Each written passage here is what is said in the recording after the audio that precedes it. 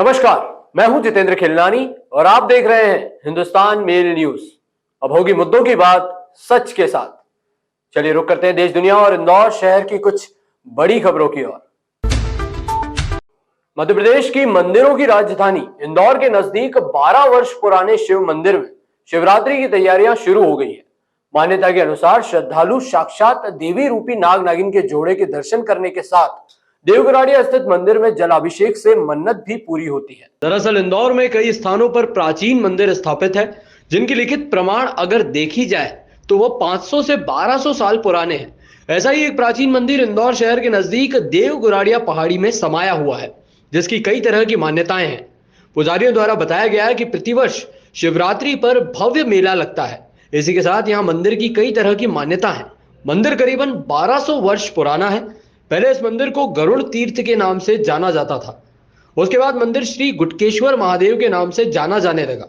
मंदिर में प्रतिवर्ष शिवरात्रि के अवसर पर नाग नागिन का जोड़ा यहाँ के अलौकिक जल कुंड से दर्शन देने के लिए आते हैं। इसी के साथ मंदिर से पहले के समय गौमुख से मंदिर स्थापित शिवलिंग पर जल अभिषेक हुआ करता था, लेकिन अब केवल मात्र यह अभिषेक भक्तों को सावन के पावन माह में ही होता है, क्योंकि अब गौमुख से जलाना बंद हो गया है। लेकिन मंदिर के ठीक सामने बने जल कुंड में सदैव पानी रहता है। चाहे कितनी भी गर्मी हो या पानी की कमी, जल कुंड का पानी कभी भी कम नहीं हुआ।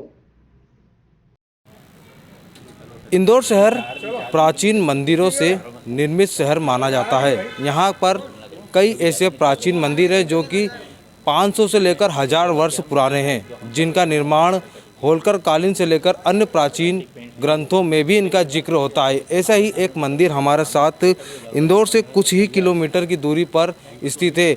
यह मंदिर आप देख सकते हैं, यहाँ पर ये गुटकेश्वर महादेव मंदिर है। इसे पहले श्री गरुड़ तीर्थ के नाम से जाना जाता था।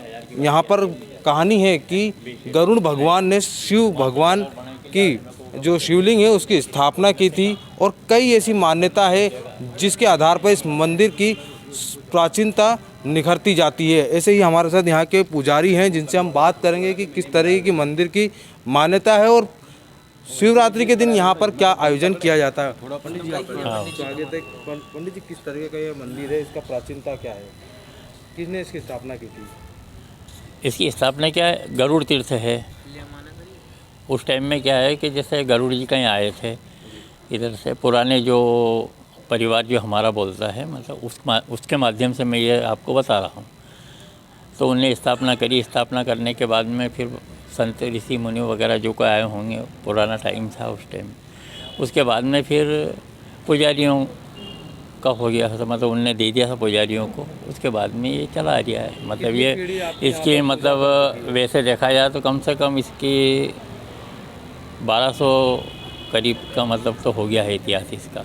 1200 साल पुराना तो हमारे पास में है। कितनी पीढ़ियाँ आपकी यहाँ पूजा? हाँ तो भाई 1200 साल के अंदर जोड़ लो ना आप, कितनी पीढ़ियाँ हो जाएगी? 15-16 पीढ़ी से ऊपर हो गई। तो यहाँ कहा जाता है कि होलकर कालीन उन्होंने इसका निर्माण करवाया। किस तरह का 1500 पीढ़ी के अंदर तो होलकर कालीन आता ही नहीं है इसके अंदर। इसकी मान्यता क्या है, कुंड की क्या मान्यता है? ये अंदर का जो कुंड है इसमें प्राकृतिक पानी आता है। अब कहाँ से आता है ये अभी इसकी मतलब कोई वो नहीं है। गौमुख की धारा अपने आप ही चलती है, वो सिर्फ श्रावण में नहीं चलती है, सिर्फ श्रावण में, और नहीं चलेगी। बस श्रावण के अंदर ही है गौमुख की धारा चलेगी। नाग नागिन का जोड़ा मैंने आपको बताया था अभी हाल। क्या वो तो क्या है कि किस्मत वाले को रहते हैं उनको दिखता है, हर किसी को दिखता नहीं है। वो जो रहते हैं, हाँ जो आते हैं उनको मतलब कुछ पुजारी के साथ कुछ भक्ति भी किस तरह का मंदिर है यहाँ पर, क्या है उसकी मान्यता है? मान्यता यही अपने गरुड़ तीर्थ से इसकी मान्यता चालू होती है। जो उसके बाद जो भी पुजारी वगैरह जुड़ते आए हैं उसके थ्रू सब चल रहा है। ये क्या मान्यता क्या है? आप आते हैं रोज यहाँ पर? मान्यता ये है कि अपने गरुड़ तीर्थ जो मेन अपने गरुड़ जी भगवान है, उन्होंने यहाँ पे तपस्या की थी। जब हनुमान जी उनको लेने आए थे, राम लक्ष्मण को जब नागफास लगा था, उस समय से ये प्राचीन मंदिर जब से है। ये तो यहाँ तपस्या करते हनुमान जी लेने आए थे? बिल्कुल, पहाड़ के ऊपर से आए थे, वहीं स्थापना है। हनुमान जी का मंदिर भी ऊपर ही है। बिल्कुल देखा आपने कितना प्राचीन मंदिर है, और आज इस प्राचीन मंदिर को शासन प्रशासन की आवश्यकता है ताकि तमाम सुविधाएं यहाँ पर जुटाई जा सके और इसे एक तीर्थ के रूप में जो है कि निखारा जा सके। इंदौर से हिंदुस्तान मेल के लिए चंकी वाजपेयी। इंदौर में एक बार फिर से बड़े अतिक्रमण को हटाने की तैयारियां शुरू हो चुकी हैं। लक्ष्मीबाई रेलवे स्टेशन से सुपर कॉरिडोर के बीच MR4 सड़क निर्माण के लिए 155 परिवारों को विस्थापित किया जाएगा। शुक्रवार को कलेक्टर और नगर निगम के अधिकारियों ने लक्ष्मीबाई स्टेशन और आसपास के इलाकों का जायजा लिया। दरअसल सिंहस्थ के दौरान इंदौर विकास प्राधिकरण ने MR4 सड़क का निर्माण शुरू किया था, लेकिन लक्ष्मीबाई स्टेशन के सामने कई आपत्तियों की वजह से अतिक्रमण नहीं हटाया गया था। लेकिन अब इस सड़क को फिर से बनाया जाएगा। अधिकारियों के मौके पर पहुंचते ही आसपास के रहवासियों ने उन्हें घेर लिया और मकान देने की मांग करने लगे। अधिकारियों का कहना है कि सड़क निर्माण में 2 जगह बाधाएं हैं, वहीं लक्ष्मीबाई स्टेशन का विस्तार भी किया जाना है, लिहाजा सड़क बनाने के लिए रेलवे की जमीन छोड़नी होगी, लेकिन सभी की आपत्तियों पर उचित कार्रवाई की जाएगी। इधर रहवासियों में आक्रोश है और विस्थापित नहीं होना चाहते हैं। नहीं, वो MR4 रोड है, उसका है ना कंस्ट्रक्शन से ना अभी अधूरा है, उसका है ना कंप्लीट करने का है। उसमें 2 जगह हमको इश्यूज आ रही है, एक है ना इंडस्ट्रियल एरिया में भी इशू आ रही है, एक है ना बस्ती में इशू आ रही है।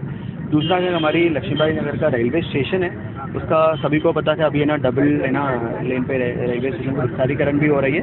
उसका प्लेटफॉर्म भी है ना आगे तक आ रही है, कहाँ ऑलरेडी 2016 में टेम्पररी रूप से ना लोगों के लिए एक रास्ता है ना रेलवे लैंड में ना बन चुकी है। रेलवे का अधिकारीगण है, राजस्व विभाग का है, नगर निगम का है। जनरली हम लोग है ना इश्यू को समझ रहे हैं किस प्रकार को रिजॉल्व करना है, और है ना बस्ती का लोग भी हैं, ठीक है। हम इसको प्रॉपर है ना स्थापन करके मतलब है ना इस दोनों प्रोजेक्ट को हम लोग है ना कितने जल्दी है ना कंप्लीट करेंगे, यही हमारा उद्देश्य है। सर हमारे तो एक ही है कि क्योंकि हमारे जितने भी लोग हैं यहाँ पे सब गरीबी से उठ के ऊपर आए हैं और सबने मेहनत करके अपने मकान बनाए। हम तो ये चाहते हैं कि हमारे मकान ना टूटे, क्योंकि रोड उधर से इन लोगों ने निकाला था पहले, ये हमारा मंजूर था वो, उसके बाद में इन लोगों ने यहाँ से बीच में बाद में MR4 निकाला है, जबकि हम सारे कागज कलेक्टर महोदय को और अन्य लोगों को यानी कम से कम 30 जगह पर पूरे प्रशासन के लोगों को दे चुके हैं हम लोग। तो हम यही चाहते हैं हमारा सही साथ न्याय हो। 80 साल करीब हो गए, हमारे बुजुर्गों को भी यहीं पे रह के गए। रेलवे को हम लोगों ने जमीन दिया है, रेलवे को इतनी जमीन जो दिया है ना हमने छोटी लाइन का, वो हम लोगों के बुजुर्गों को दिया है।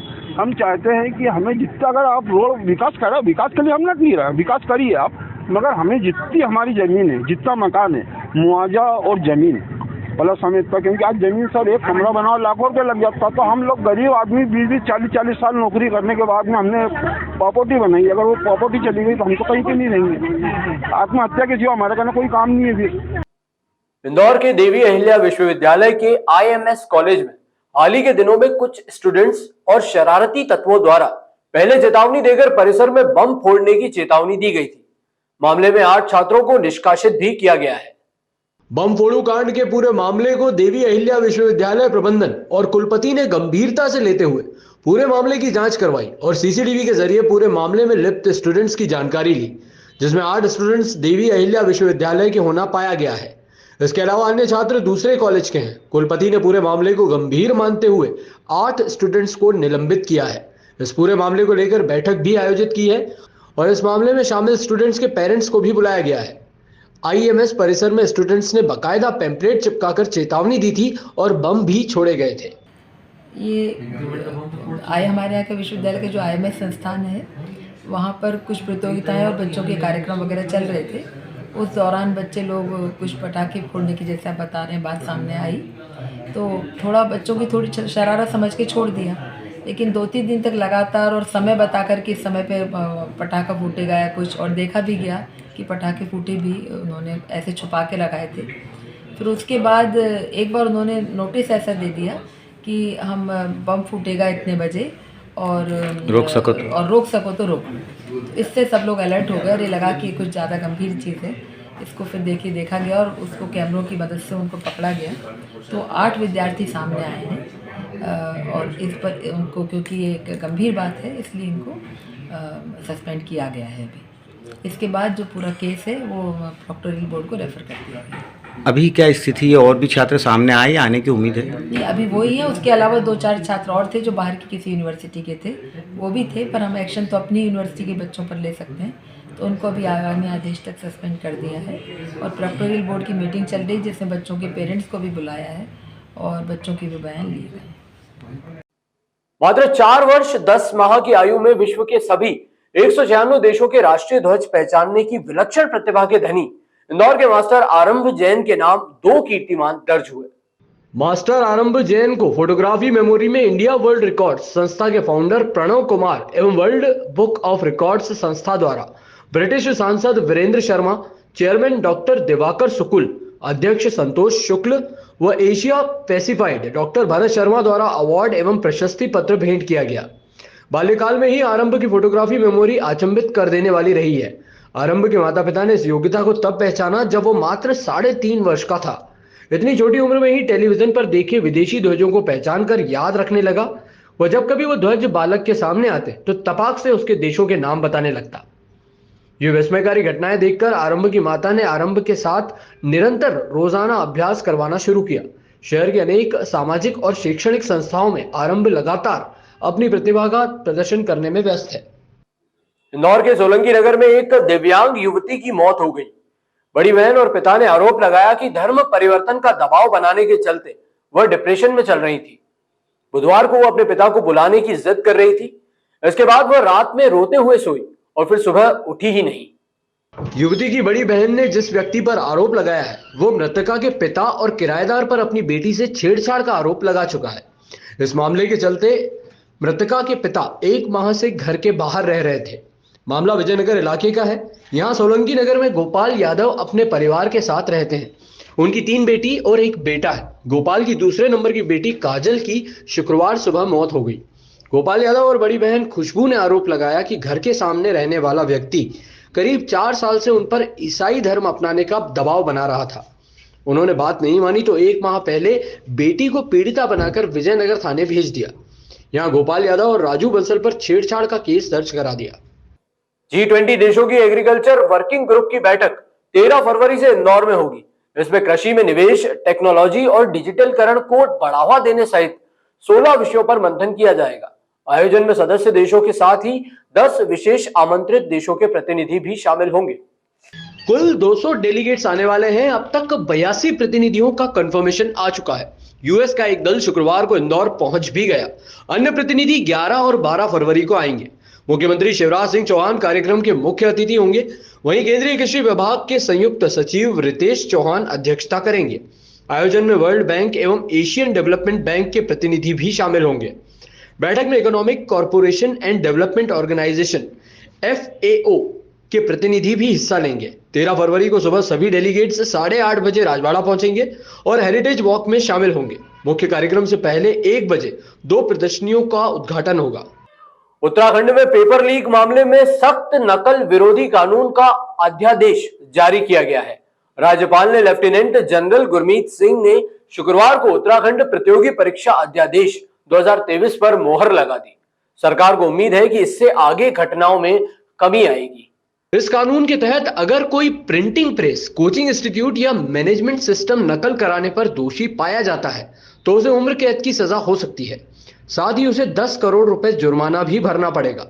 इसके अलावा अगर कोई व्यक्ति संगठित रूप से परीक्षा करने वाली संस्था के साथ मिलकर षड्यंत्र करता है तो उसके लिए भी सजा का प्रावधान किया गया है। बता दें कि राज्य में प्रतियोगी परीक्षाओं पर नकेल लगाने के लिए सरकार सख्त कानून बना रही है। इसी के तहत मुख्यमंत्री पुष्कर सिंह धामी एक अध्यादेश को मंजूरी देने के बाद राज्यपाल के पास भेजा था। राज्यपाल ने इसे गंभीरता से लेते हुए 24 घंटे के भीतर ही इस कानून को हरी झंडी दे दी है। इसी तरह की और भी खबरों के लिए आप देखते रहिए हिंदुस्तान मेल न्यूज, जिसके लिए आप हमारे चैनल को सब्सक्राइब जरूर कीजिएगा। धन्यवाद।